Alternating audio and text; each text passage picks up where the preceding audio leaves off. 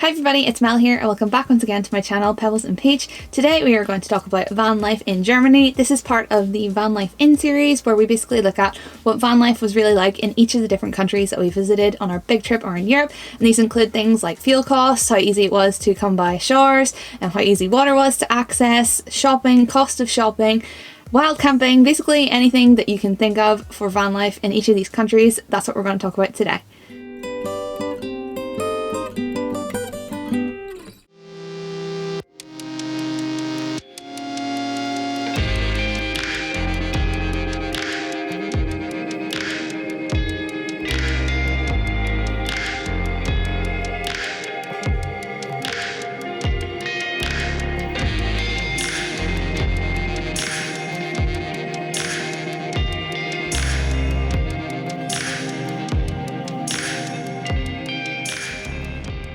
So Germany was absolutely beautiful. I absolutely loved van life there, and I'm going to get a bit into why in this video, as well as include like my highlights and the downsides. Not that I have much to say about van life in Germany, but there is one or two that I'll talk about towards the end of the video.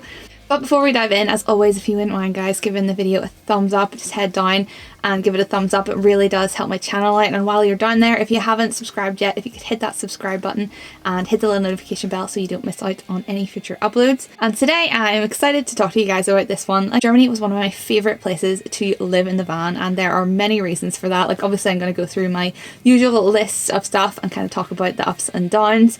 But on the whole, I had a great experience there, and I have never been in my life somewhere where I've seen so many camper vans, so many RVs, so many van conversions. Like, it is nearly like the place to be to tour around in a van in Germany. They love vanning and camper vanning in Germany, and obviously that means that the setup for it really is already there. It already exists, and they're very welcome to people vanning and camper vanning around the country. So let's start where we always start, which is with fuel. Fuel was pretty much standard price, same pretty much as we pay in Northern Ireland and the rest of the UK, so you can expect sort of like €1.30, €1.40, maybe slightly less, maybe slightly more, but nothing out of the ordinary. So nothing too cheap, but nothing really too expensive either. So on to the next one already, which is water. We did not have a problem with accessing or getting water in Germany.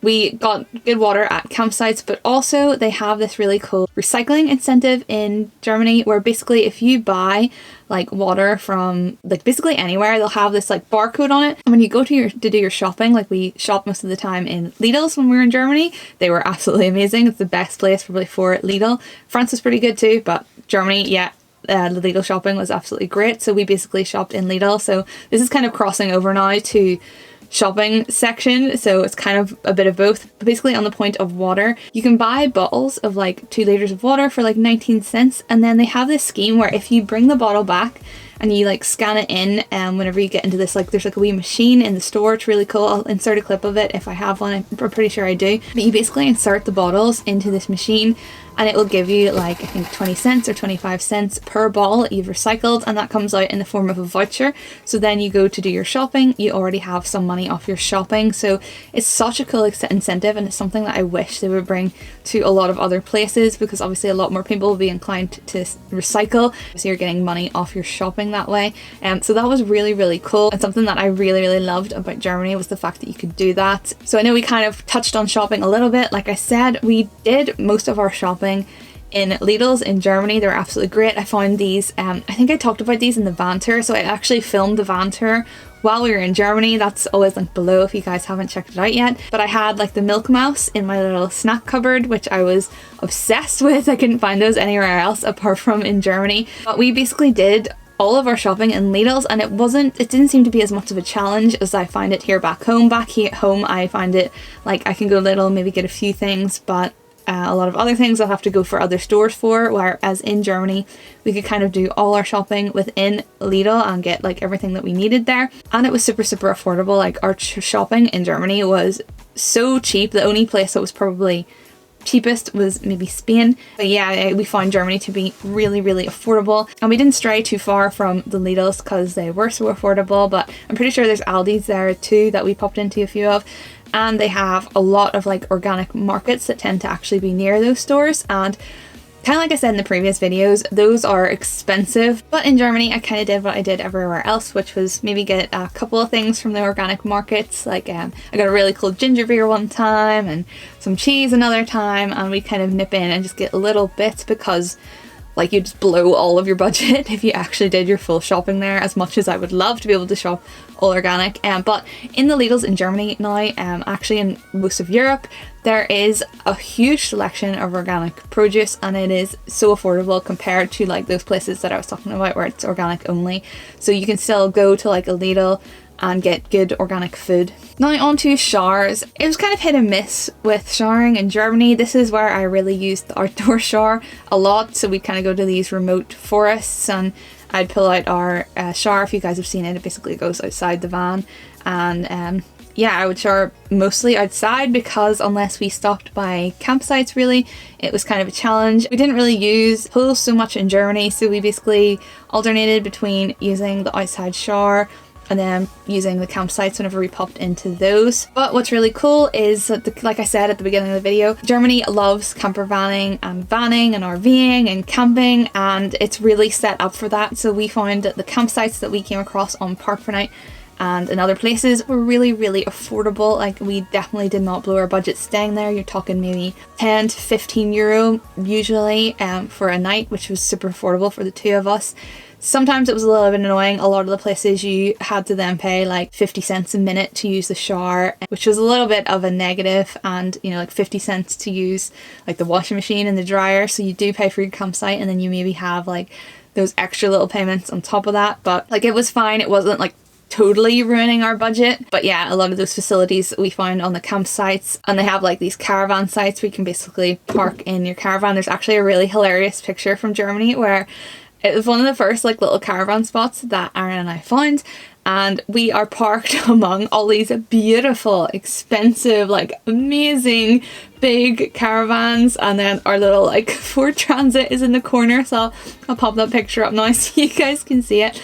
But it was really funny, and we felt like kind of out of place. I found the German people to be like really, really lovely and really welcoming, and they would see the reg in our van and obviously see that we're from like not from there, and they would come up and be like, oh, where are you guys from, and strike up a bit of a conversation.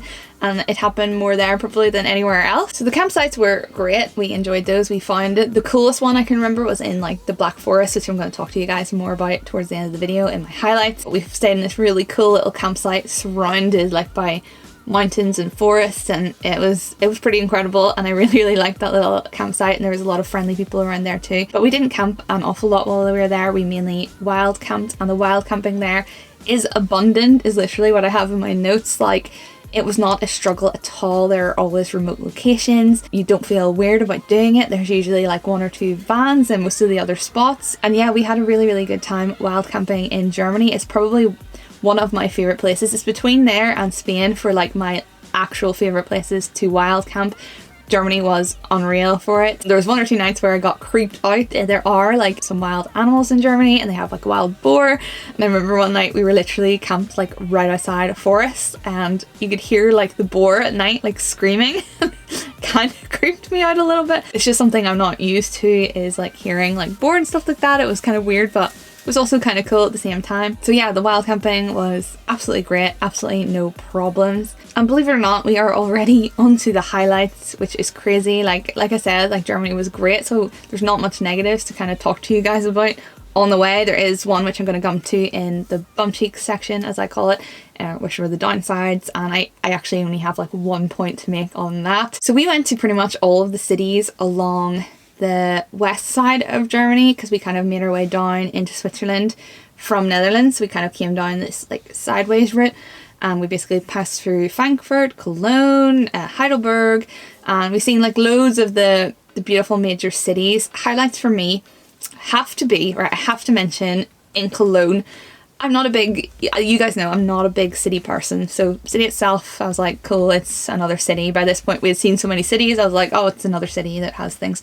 But you guys, the cathedral there blew my freaking mind. Like, I'm going to put up some like pictures and maybe a video if I have it of the cathedral. But that thing I can't even describe to you how massive it was. If you've been, you will know.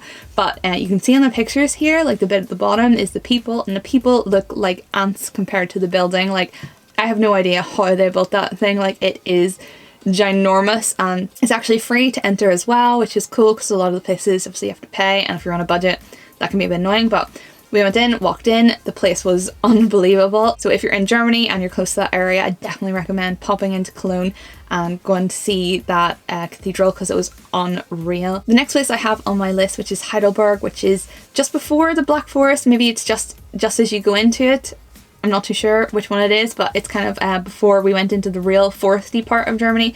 And Heidelberg was absolutely beautiful. Aaron and we found this really cool park up where literally down the street there was just this huge row of vans, and we didn't stay there for the night, but we basically parked there to visit the city, and we grabbed those little scooter things and we scooted about like some of the old town. We went up to see like the big palace or castle, and like it was absolutely beautiful. And we had a lot of good walking, a lot of good hiking in Germany, especially in the Black Forest. We did a lot of hiking and big walks while we were there.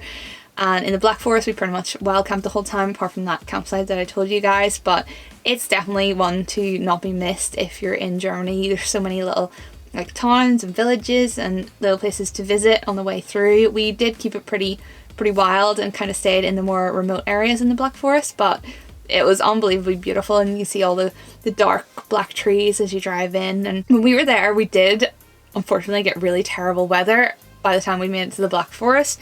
So we were getting like torrential rain, because I think we were talking about like maybe staying and doing a bit more exploring, but literally when we looked at the weather it was just going to be like torrential rain and thunderstorms for like the next week. So we ended up moving away from Germany and down into Switzerland, but it still made it so cool looking, like where the mist was like coming over the mountains and into the forest, and like it was just beautiful scenery. Now the Bumcheeks, the negatives of van life in Germany is these weird green zones, and I've talked to you guys about these in previous videos. They're actually implementing them now, I believe, into England.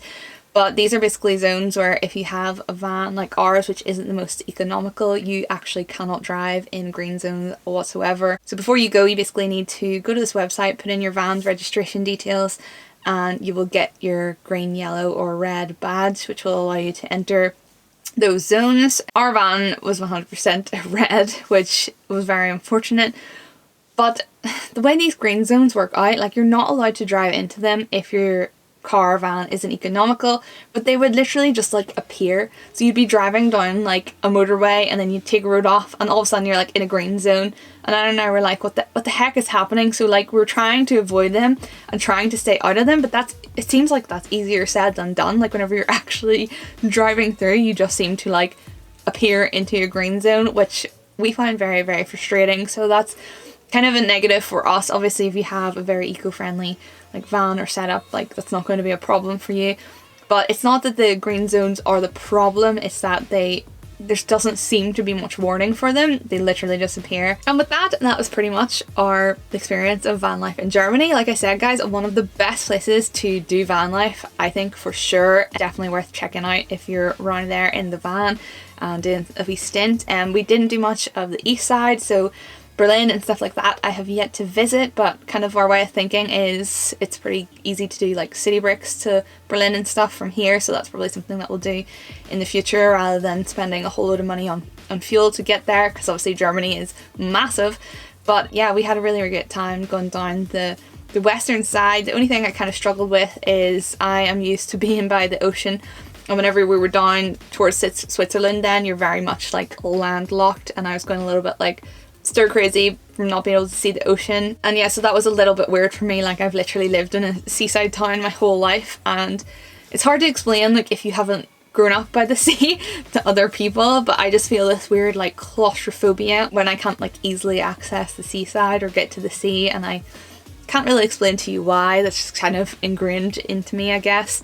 But that's something that I kind of struggled with personally, but I don't think much other people would have an issue with that. But yeah, I loved van life in Germany. Hopefully you guys enjoy it. If you're heading there, let me know if you have or if you're going to in the comment section. And don't forget to give the video a thumbs up, to subscribe to my channel if you haven't already, and to hit the little notification bell so you don't miss out on any future uploads. Thank you guys so much for watching if you made it this far, and I will see you on the next upload. Bye guys. I'll raise a glass to you, and you'll raise a glass to me, and when they're half full, we'll top them up with